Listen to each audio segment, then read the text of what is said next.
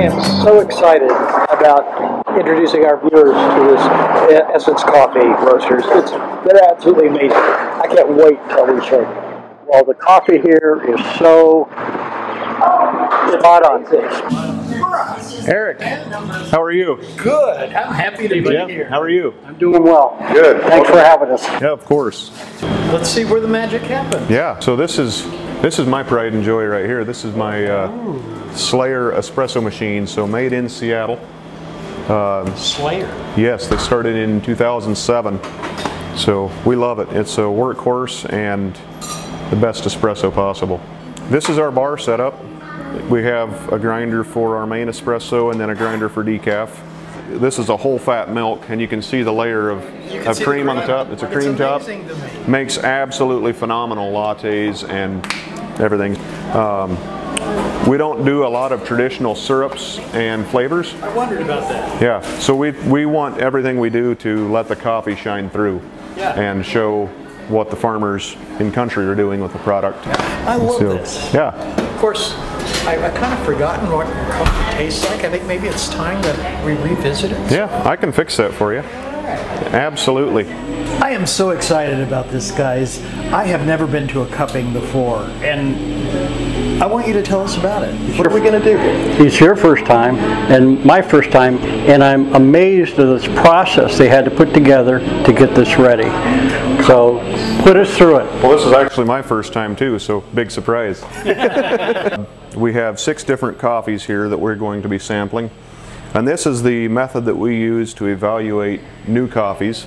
When we're thinking of bringing in a coffee for production for our shelf, we get samples in 200-gram packets, and we sample roast them, and then we do this process called cupping. We also do this periodically to check the quality of our roast. So it consists of finely ground coffee and water in the same bowl.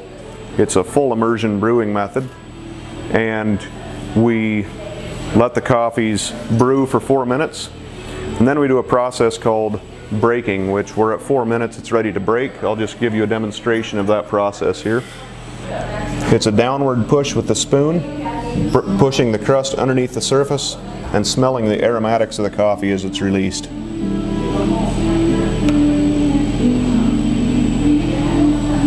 And then it's a rinse between every cup. So you get right down on top of it and give it a good smell while you rinse your spoon, and feel free to just, then what we do is we just go around and we smell them all. And this is the dry grounds, so you can smell them dry and smell the wet aromas, see how they compare. It's subtle. This is very complex. Yeah, it's really interesting noticing all the different chocolates and caramels and sugars and fruit notes and the different acidity levels and types of acidity in all these coffees, and how they combine to just form a very pleasant, easy drinking coffee. Well, this is amazing. This specific coffee is one of my favorites. This is a Colombia Los Naranjos from Cosecha Traders, and that's the first time this farmer has ever, his name is Efrain Ituyan. I hope I'm pronouncing his name correctly. It's the first time he's ever exported coffee from Colombia, and the first time he's ever reached the specialty grade with his coffee. I'm blown away that you know the name of the guy that grew this coffee. I love what you do with it. How did this start? It's a lifelong journey, really.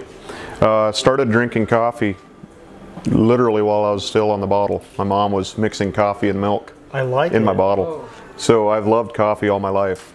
And the desire to own a coffee shop really started when I was probably 15. The desire was born, and it's just progressed from there. So about 6 years ago now, something like that, we got a loan and purchased this roaster here. It's a nice roaster. Thank you. Yeah, they're made in Netherlands. These are made to order, so I ordered in December, and they built it and shipped it. That is handcrafted. Yeah. Well, tell us about your beans. Cosecha Traders is my favorite partner. These bags right here, I don't know if you can see these here, but cool bag. Well, what does an unroasted bean look like? So it's called green coffee for a reason. This is the Colombia Los Naranjos, and the coffee is literally green. It is. Oh, and look at that. It's green and it's super dense like a soybean. Go ahead. It is. Yeah. Soybean's a good analogy. Yep. Oh yeah. Yeah, so it's just super Yeah, dense. the coffee bean feels so light. And these won't grind at all. So when I roast them, they lose about 15% of their weight. So about 85% remaining. And they also swell. So just for comparison, and this is the roasted Los Naranjos. Oh man. Oh wow. Can I pick one up? You sure can. It looks like it doubled or tripled. And it's about double, yeah. it's like 20% of the weight. Yep. So we drop the coffee in at a fairly high temperature. Okay. With the gas at about a medium setting. And then I bring my gas pressure up so that I'm applying not quite full power at the beginning stage of the roast. And it's just a nice smooth taper all the way up until I drop the coffee out of here, out of the roaster. You don't want So this pops flicks. like popcorn. It does, it does. So This seems like it's a lot more than just a job to me. Tell us about it is, how you feel. it's a passion. And for me, it's not just about producing a great cup of coffee, but I want to be able to somehow impact the lives of these farmers with my product as well. So by doing the best I can with their product and serving a good product, I feel like I'm positively impacting their life. And then with our cafe space, my goal is to have like a community environment. And so I view this as kind of a hub, if you will, where we can bring people together and forget our differences and just simply enjoy a good cup of coffee. Would you like to try a latte maybe? How about a cappuccino? Cappuccino, you got it. Sounds good. All right. So a little bit about our espresso preparation. We weigh every dose of espresso down to the 1/10 of a gram. We go for an 18-gram dose. And then I use a distributor from St. Anthony Industries. It's just a wedge shape. And what that does is gives you a perfectly level coffee bed. Oh, that's beautiful. And then notice all the wood accents. I love wood on my tools. And then a quick tamp.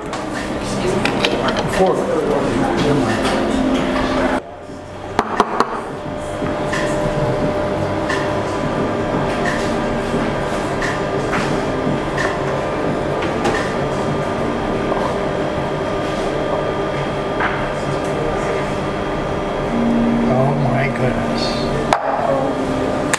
Artist at work. That's beautiful. Absolutely beautiful.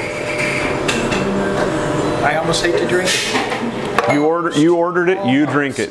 I'm drinking it. I can't wait. This is so beautiful. It is.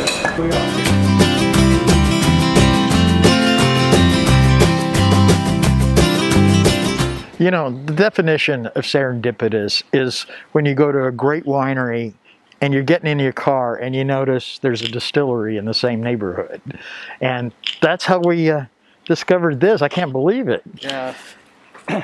I was really impressed the first time we came into the tasting room Yeah, with the variety of stuff that he produces here I know. in small batches. Hi, guys. Hey, welcome. Hey, Matt. Good to see you. Good to see you, man. Yeah. Give me an elbow. Give me the Hi, guys. COVID elbow here. Good to see you. Welcome to the shop. Well, we're very excited. Well, why don't you show us where the magic starts? Let's take you on back then. Beautiful copper, beautiful So obviously copper. the first thing that pops out at you when you get in here is the custom-made hybrid pot column still that we had made for us from Vendome Copper and Brass down in Louisville, Kentucky. They custom built this shape for us. We actually sketched out what we wanted to see built for us, and they custom built it for us. So I've never seen anything quite like it. Tell me about the narrowing cone on the top, and what does that do? So we did a bit of research as far as still shape and design and how that impacts the finished spirit that you're actually distilling. You know, we did some research and travels out in Scotland. Oh, you poor man. Yeah, really hard time. Yeah, so you'll see it's kind of a wide neck, wide tapered neck design. Right. You know, based on some of the distillers we visited that we really liked and wanted to emulate some of their practices. This is kind of the still shape that jumped out to us the most. It's absolutely beautiful. So you put your mash in here, you heat it up to where it'll only vaporize the alcohol. The alcohol vapors go up and start to condense there. And then what does this do? Yeah, so we've got a few different side components here, which allows us to be a bit flexible as far as what we're producing. Yeah. So the pot still portion over here, we use this for producing whiskey. So our whiskey is double pot distilled. We're hoping to release that later this year. Fingers crossed. I'm hoping you will too, because I got to taste Us too. It's hard to wait that long. Yeah. And then we've got a side column you can see here, and then this stainless chamber here is a gin basket. So that allows us to do higher proof spirits as well as the infusion, vapor infusion of botanicals. Right. We have a few valves on the back that allow us to adjust the flow of the vapor. So we can either go directly from the pot still, if we're making whiskey, all the way to the far right stainless chamber, which is a condenser. Okay. Which is how you condense the high proof ethanol vapor back into a liquid. Okay. Or we can direct it into the base of the column if we're looking to further rectify and purify the spirit, as in the case with gin. Yes. What are all the windows for? So each one of those windows represents what's referred to as a plate.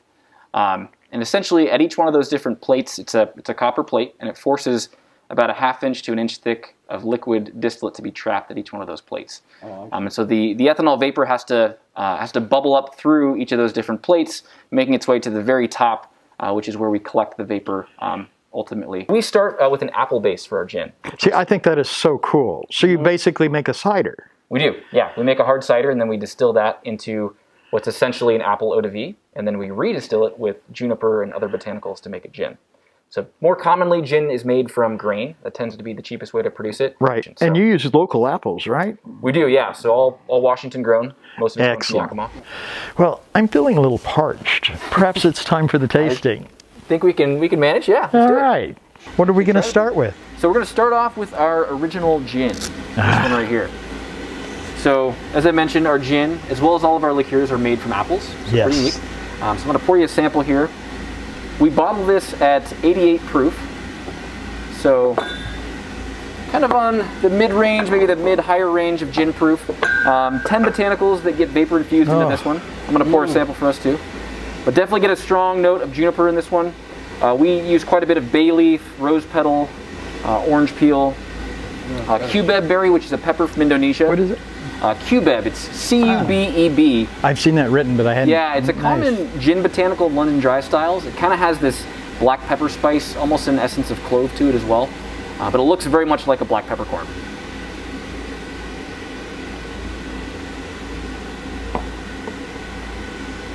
Oh my goodness, that is beautiful. Absolutely beautiful.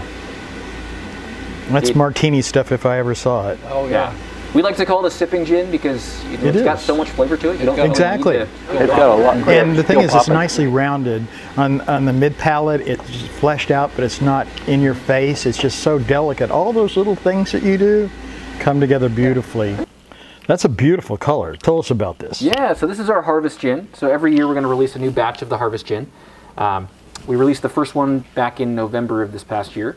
But essentially this is a unique expression of our original gin. So we took the same gin that you just tried, and then we put it into a used French oak wine barrel from our good friends over at Eagle Harbor Winery. And that barrel previously had Petite Syrah wine in it. Well, that's a potent wine. Yeah. It is, yeah. Very potent, very bold, assertive wine. We left it in that barrel for about 15 months, which is quite a long time, especially for a gin. Yeah. So it picked up a lot of that red wine character. As you can see, a lot of color, a lot of spice from the French oak. And then after it came out of the barrel, we infused it with local aronia berries, also known as a chokeberry, but harvested here on the peninsula. Nice. And so about half the color came from the berries, the other half came from the barrel. Definitely tastes a lot different than the first gin. So a lot more winter spice with this one. Oh my, what almost a different kind of a nose. cinnamon allspice character to it. Yep. Yeah. You get the cinnamon, the allspice. You know, you get a little bit of that sweetness on the front end from the berries, but aronia berries aren't really known for being overly sweet. They've got this kind of dry, almost bitter finish to them, which we think works really well in a gin. Oh, that's beautiful. Man. Thank you. Thank you. I haven't had any of your stuff that isn't just outstanding. I'm very excited to be here. This is our special under-the-counter bottle, unlabeled. The whiskey. Yes. Nice. I'm going to grab you a couple glasses here. This is a preview of our American single malt whiskey. So as I mentioned, we're hoping to release the first batch of this later this year, ideally, which will be roughly the 2.5 to 3 year mark on the first stuff. Yeah, so curious to hear your thoughts. But this is, still a younger whiskey, but it gives you a sense for the direction that this whiskey is headed as far as flavor profile. We got 4 different malts in there, different expressions of malted barley. We use a distilling yeast targeted for malted barley fermentations. Yes, this is barrel strength, I should mention as well, so 115 proof. So pretty strong, but captures a lot of the flavor profiles we're looking for already. So. Yeah. Oh. It may be young, but it sure is beautiful. Yeah. Thank you. I like that. Oh, especially for high proof. Yeah. Yeah, we kind of initially thought we'd be bottling our whiskey around 90 proof, something more standard, but if it turns out like this batch here, we might do a barrel strength release. Oh, that would be really special. Yeah. I love the way you describe things, the way you teach us about these items, and I understand that you actually do some classes. We do, yeah. At the onset of the pandemic, we actually decided to take things virtual, and so we do a series of virtual cocktail classes here in the tasting room. Wow. We'll talk through, tasting notes of our different spirits and how you can use them in practical cocktail applications. So we've done a few of these classes in the past. We're hoping to do more in the future, and ultimately, when it's safer to do so, do some in person as well.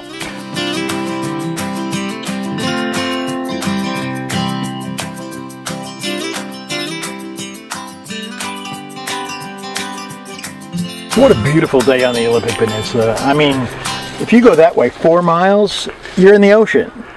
But it is hot as hell today. Well, I understood watching the news this morning before I left the house that it's supposed to be 81. It was 81 at 7:30 in Sequim. In Sequim. In Sequim. This is not the Washington that I'm used to. Oh, for me. Man, I am so glad to see the Olsons here. You guys, thank you so much for having us. Yes, I you're love this welcome. place. Nice to see you again. Hello. Nice to meet you guys. Hi, nice to meet you. Nice to meet you. Welcome. This is a beautiful place. I'm telling you, I think there's probably a lot of hard work that goes into making this place so beautiful. You would be correct. Okay, so let's go out to the fields here.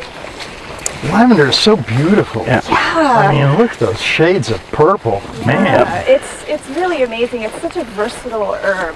You can eat it, you can smell it, you can use it for antibacterial, you can use it for cleaning. Antidepressant, anti-stress. I mean, when I started researching it, I'm like, wow. It's it's kind of a miracle herb.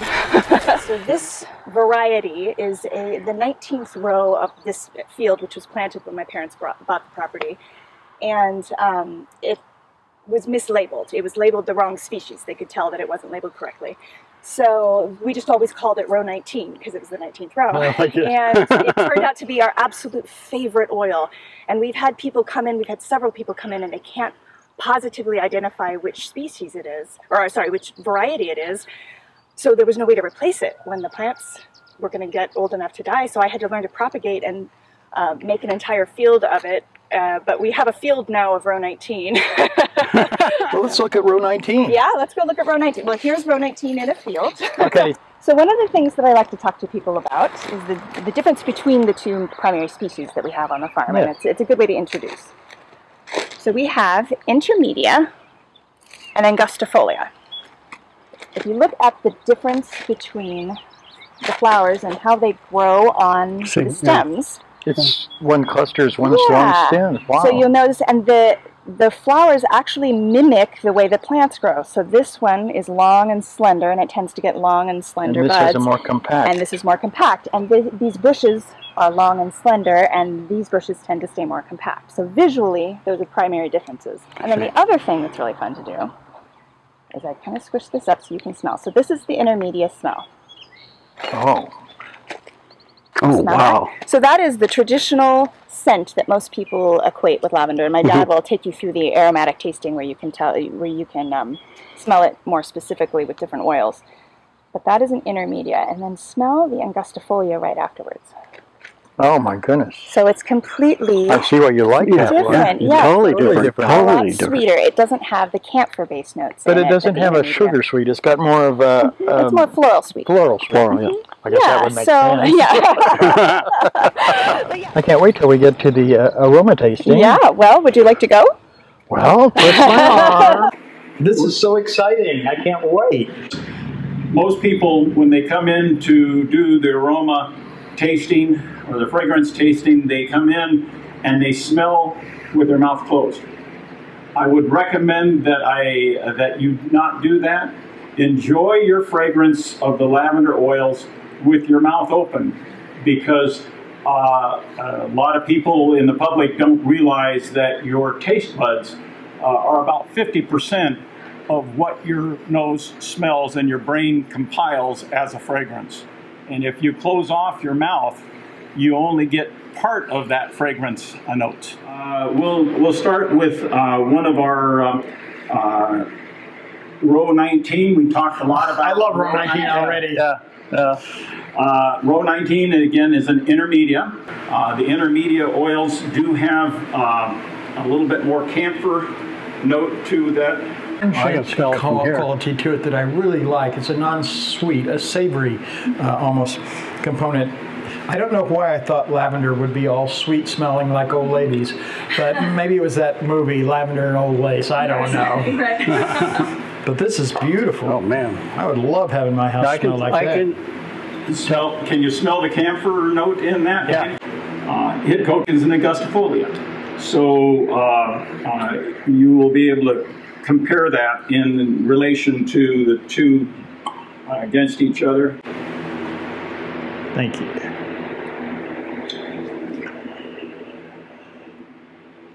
My goodness.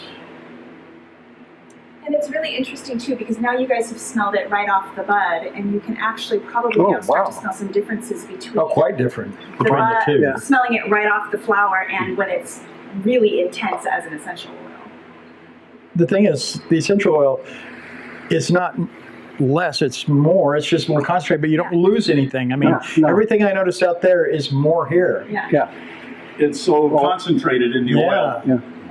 Well, how do you make essential oils? I'll show you on this smaller still. Basically, we've got the small pot that it normally sits on a fire burner, a propane burner, and we fill the inside with the lavender stem, but we pack that in horizontally inside on top of a little screen that keeps the plant out of the water. So there is water in the bottom to create the steam. Yeah. We put in about 3 quarts of water in the bottom of this unit here, and then we put the lid on there, and we seal up with a little bit of Teflon tape around the outside just to help it. You can do it without it, but it's best to seal it off in both locations. In this pot here is our cooling water. We use this for cooling and extraction. There's this copper tube that starts here, actually coils down like a snake and continues until it pokes out the side here. And then what we end up doing is bringing water to a boil. Steam passes through the lavender. It heats the lavender up to higher than the temperature of the oil vaporization. So basically the oil is vaporized out of the plants, and the two vapors, steam and oil vapor, commingle. They don't combine, but they commingle and are carried up together through this tube here and directed into our condensation bath here. We put the cold water, we add cold water in here and continually drip cold water in here. As the steam and oil vapors go through the coil, they extract the heat out of those vapors and condense them back into liquid form. And we have 2 products coming out of the unit here. One is what we call the essential oil, which is the condensed lavender oil, and the second is called hydrosol, or a water solution. And basically it's the soluble elements of the lavender that are extracted by the process and then retain and remain within the water itself. So that hydrosol is a second product, and it has its own set of benefits, but not a direct fragrance relationship to the oil, because it isn't the same oil. Right. Does the oil float on top of the water? The oil, when it comes out, this drips into a